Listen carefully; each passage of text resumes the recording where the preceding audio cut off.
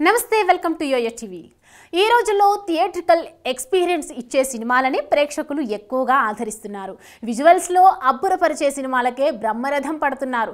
Theatres కి వెళ్ళి cinema చూడాలన్నా ఉత్సాహం టీజర్ ట్రైలర్ తోనే కలగాలి, అప్పుడే వాటిపై దృష్టి పెడుతున్నారు। కంగువ అలాంటి ప్రయత్నమే చేసింది। సూర్య కథానాయకుడిగా స్టూడియో గ్రీన్ సంస్థ అత్యంత భారీ వ్యయంతో ఈ చిత్రాన్ని రూపొందించారు। కంగువకు శివ దర్శకత్వం వహించారు।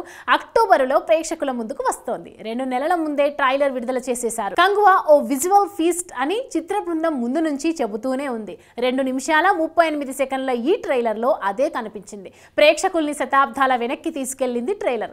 అక్కడ కనిపించిన మనుషులు, వాళ్ళ వేష భాషలు, యుద్ధ రీతి ఇవన్నీ ఒక కొత్త ప్రపంచాన్ని సృష్టించాయి।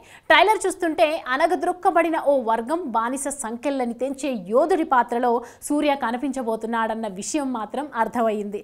యాక్షన్ సన్నివేశాలకు పెద్ద పీట వేశారు। యుద్ధ సన్నివేశాలు రోమాంచితంగా ఉన్నాయి।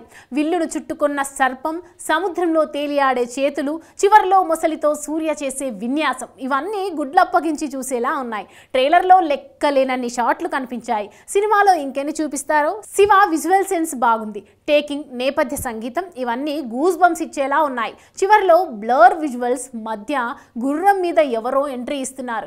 ఈ సినిమాలో కార్తీ ఓ అతిథి పాత్రలో కనిపిస్తాడేమోనన్న ప్రచారం జరుగుతోంది।